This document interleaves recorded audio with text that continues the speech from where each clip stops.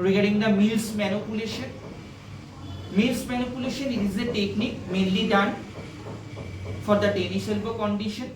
Tennis elbow, as we already know, most of the times the ECRB muscle, it is to be very much tight.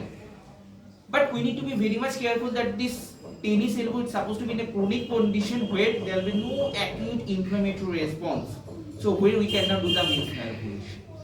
So the Mills manipulation, it is only indicated when the tennis elbow it is in a chronic condition. So what happens in the chronic case of tennis elbow?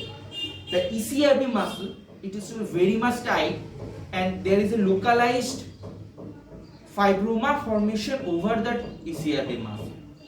And to release this Mills manipulation is highly indicated. So first let us know how to do the Mills manipulation. So for doing the Mills manipulation, the patient, he will be sitting and the therapist will be standing on the behind of the patient, and the therapist will hold below the elbow. That means the elbow in the 90 degrees of the flexed position and the therapist will hold below the elbow, and the elbow it will be rested over the hand, and the arm it will be rested totally over the therapist's hand. The forearm it will be pronated. At the wrist it will be flexed. Before starting the manipulation, we will slowly go 8 to 10 times of active movements of the elbow. That's the elbow flexion and extension. But it always supposed to be in a pain-free range of motion.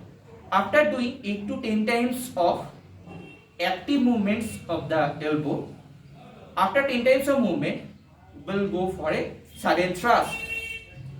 This sudden thrust, it includes elbow joint extension, but this elbow joint extension, it needed to be the pressure supposed to be over your right hand, and at the same time, the time it will be the elbow joint extension, it will be at the same time the wrist it will be flexed. So once more we will see the movement how it will be. We are doing the active movement within the pain-free range.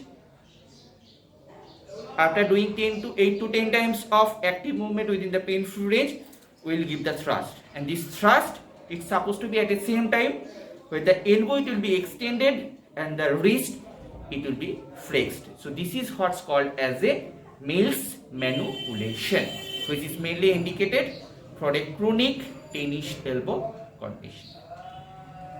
At the same time, the wrist it will be flexed. So once more we will see the movement how it will be. We are doing the active movement within the pain-free range.